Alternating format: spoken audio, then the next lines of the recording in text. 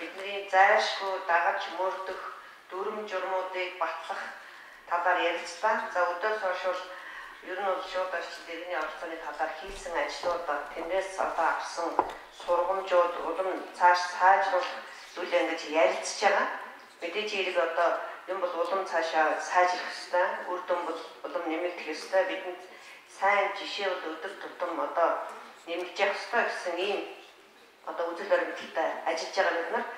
За тийм учраас өнөөдрийн энэ өдөөс шалтгаалсан цалиг бол дүүргүүдийн иргэдийн төлөөлөгчдийн хурлын одоо төлөөлөгч буюу ажлын алба дарга нарын аль нэг нь бол энэ дүүргүүдээр хийж байгаа оролцооны талаар иргэдийг оролцуулахаар хийж байгаа ажлын талаар танилцуулж нэг нэгэндээ одоо бас санаа оноо авах асуу тодруулах зүйлээ ярьцгаа гэж ингэ зориуд цаг гаргасан байнамаа.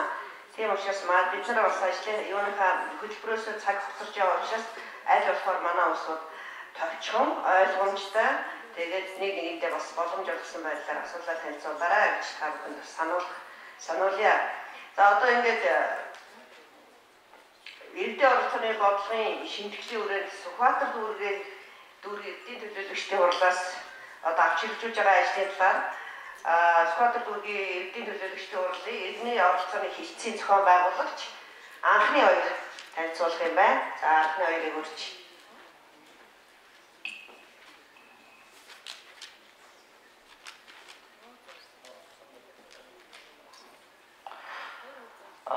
Санбацано та бүхний энэ өдрийн мэндийг хүргэе. Манай Сүхбаатар дүүрэг маань 2013 оны 2 сарын 1-нд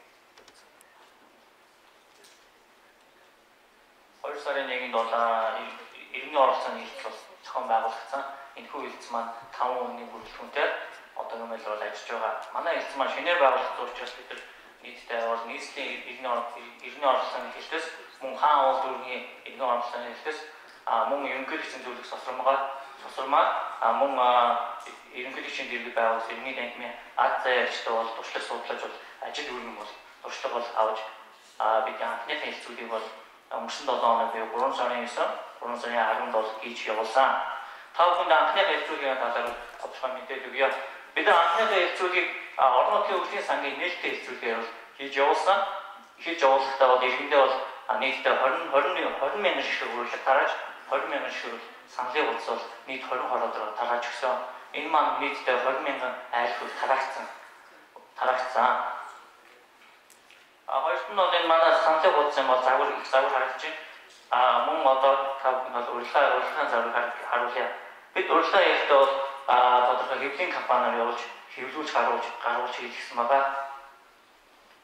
Сая өнгөрсөн 7 хоногийн 3 сарын 9 буюу 17 нийт 8 хороодоор явж хэлцүүлэг хийлцэн 8 хороодоор явж хэлцүүлэг хийхдээ манай Сүхбаатар дүүргийн иргэдийн төлөөлөгчдийн хурлын дарга Ган Эрдэнэ мөн Сүхбаатар дүүргийн засаг дарга Бадарсан нийт иргэний оролцооны хэлцтэй бол хамтарч 2 бүлэг болж нийт 8 хороодоор явж хэлцүүлэг хийгдсэн.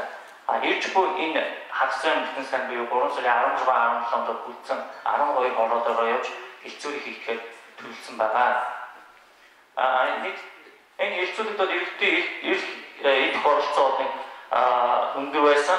Зарим хороодоор бол иргэд бол саналын хуудсыг бол бидэнд бол хөргөлж байсан. Энэ тоо маань яг иргэдийн ирсэн тоо нийт 8 хороодоор 800 гаруй иргэд бол хүрэлцэн ирсэн байгаа. Та бүхэн манай иргэдийн бол зургийг харж байна. Хэлцүүлэгт оролцож байгаа бол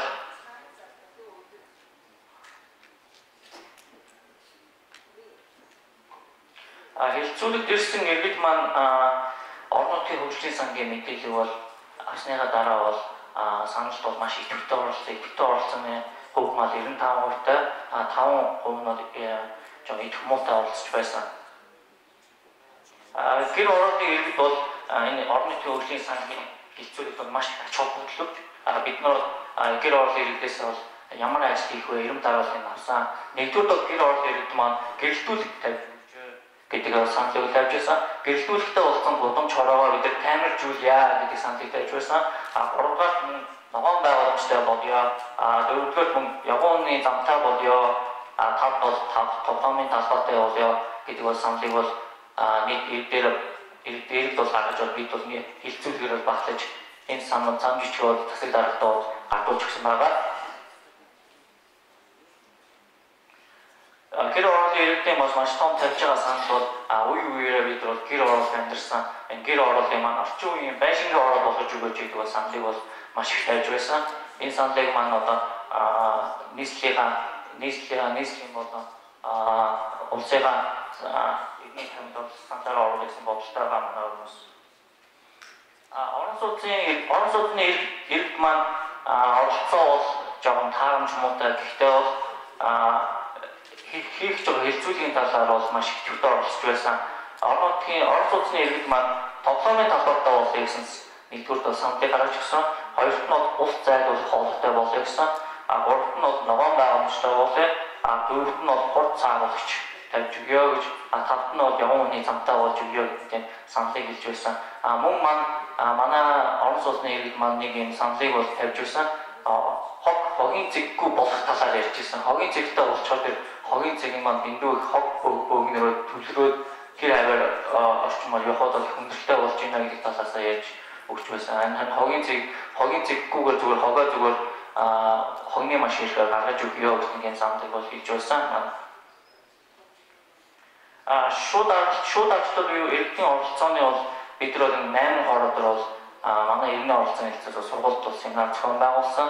Энэхүү сургууль зохион байгуулсны хүрээнд бол иргэд маань хорон нутагт ямар их мэдлэлтэй байх талаар бид нар маш хангалттай мэдээлэл өгсөн. Энэ зурган дээр 5 хүн харж байна. Орон нутгийн маань хорооны засаг дарга маань их мэдлэг хүрээнд бол ийм жижиг байх ёстой шүү.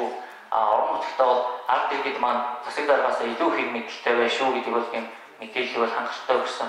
Бид нар мөн аль бол засгийн газрын нээлттэй утас буюу 11.11 нийслэлийн нээлттэй утас буюу 12.00 бүх яамтын нээлттэй утсуудыг бол иргэндээ бол мэдээллийн зарчмаар бол мэдүүлж тарааж өгч байгаа. Хэлцүүлэх гарсан нэг бас хэд хэдэн бэрхшээлүүд бас манай оронд бол гарсан. Энэ маань бусад дүүргүүд дээр бас хэрэг болох болов гэсэн үүднээс таахан танилцуулж байна. Зарим ороод маань жоохон ач холбогдолт өгөөгүй л дээ хэлцүүлэлт иргэний танхимаас явж ийн гэхээр бас зарим нь мэдээлэл муутай байсан уу энэ хурал биш учраас ач холбогдол өгөөгүй.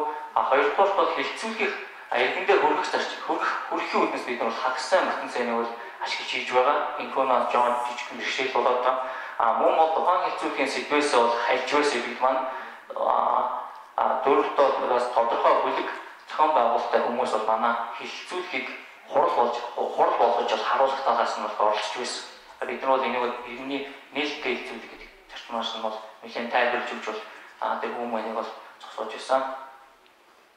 Манай иргэний оролцооны хэлсэн маань чарт хэрэгжүүлэх ажлууд маань иргэний танхимтай болъё гэсэн зорж байгаа. Энэ дүүрэг дээр мөн хоёрт бол зөөврийн иргэний танхимтай болъё гэж зорж байгаа. Гуравт дүүргийн иргэдийн төлөвчний хуулиас гаргасан жилийн төлөвлөгөөний дагуу хэлцүүлэхийг бас мөн адил иргэний танхимаар авч хэрэгжүүлнэ.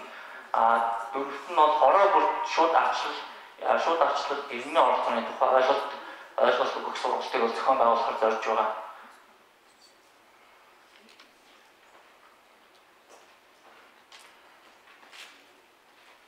Та бүхэн анхаарал хандуулсанд баярлалаа. Сүхбаатар дүүргийн иргэний оролцооны хэлцээс анх бай.